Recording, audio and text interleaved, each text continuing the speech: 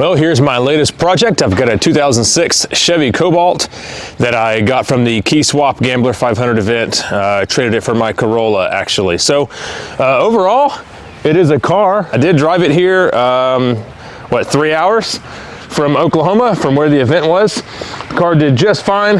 Has cruise control, heat, AC, all that kind of stuff. And for the most part, it works okay. The important thing is that it runs and drives. One of the very first things that I'm gonna have to do is maintenance stuff instead of cool, fun stuff, of course.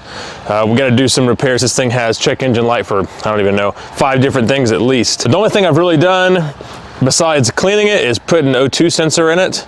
It needed an upstream O2 sensor, had a code for heater circuit, and there just happened to be the part in the front seat. Super cool graphics.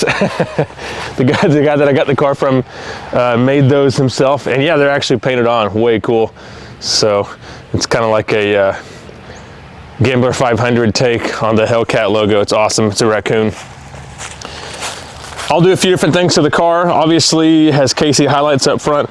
They do not work and are not plugged in, so they'll probably come off. And I may have a cool bumper made, or make one myself, like I had on the Corolla. So this thing does make quite a bit of rattling, and does have a code for random misfire. So the random misfire code could be a timing issue, or it could be something else.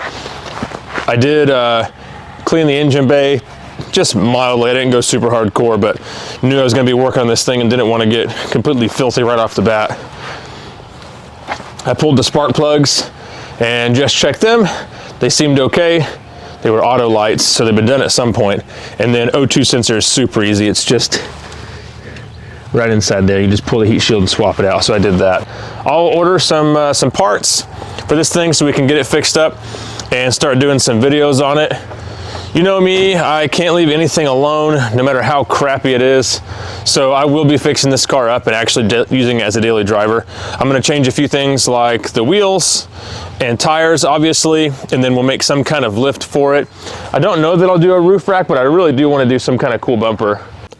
Now that we've got it in the shop, we can take a little bit better look under the hood and inside the car. So there's our 2.2 liter Ecotec. They really are pretty good engines. Timing chains are kind of a notorious thing on these engines. As long as you keep up with them, it's not a big deal. And as long as you keep up with oil consumption, then it's not a big deal. Timing chains are usually thought of being a lifetime piece for engines, but there are certain ones that actually do require maintenance. Really, it's the tensioners that cause issues when they go bad, and oil consumption. This thing does have 15-inch wheels on it, so that makes it easy for finding different tire sizes. Surprisingly, there are a ton of 14 and 15-inch all-terrain sizes. It's been getting a lot more popular within the past maybe 5 years or so. Around 2019, we started to see more small all-terrains coming in, which is great. And on both sides right here in this fender area, there's something going on with Bondo or something. It is a little strange that it's on both sides in the same exact spot. So I'm not exactly sure what's up with that. The car doesn't have any rust, so I know it wasn't that. We've got some goofery going on right there and right there. But yeah, that's really pretty much it as far as anything wrong or messed up on the outside. All the exhaust is stock. Really, the car is pretty much original. Let's take a look inside the car. It's really not bad. It is kind of grimy, but there isn't a bunch of stuff just broken or missing. So you can see right there, it's just filth that will scrub off. Luckily, this car has manual windows, which is kind of cool. See that? But yeah, nothing is like torn up or anything in here, which is really great. That means this thing should clean up pretty nicely. Back seats are in okay condition. Even has a headliner, which is an upgrade from my other car. This thing's got 200,000 miles, which is just fine for an Ecotec. Should do 250 without major issues. I honestly don't know a whole lot about the transmissions in these cars, the automatics at least, if they're any good or not.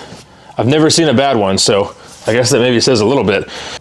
We'll get some good videos out of it as far as repairs go, and then also hopefully some fun videos as far as lift kits and off-road modifications. That's gonna wrap up the Cobalt project car intro. Like I said, let me know if you have any ideas for videos or certain maintenance items that you would like to see documented. And if I get a chance, I'll definitely do it.